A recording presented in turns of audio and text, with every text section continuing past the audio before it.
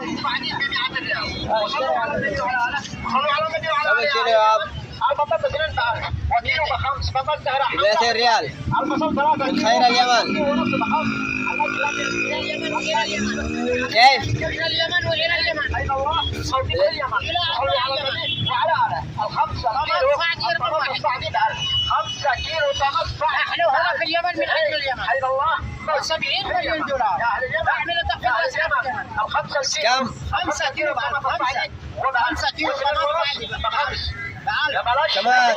كما تشاهدون المشاهدين الكرام، يقول لك 5 كيلو طماط ب1000 ريال. يا بورتاه يا خيرة اليمن، من خيرة بلادي ومن خير اليمن. نشكركم على المتابعة. كان معكم من أهل الشارع عبد الرحمن الكوميت. ما اسمك أخي العزيز؟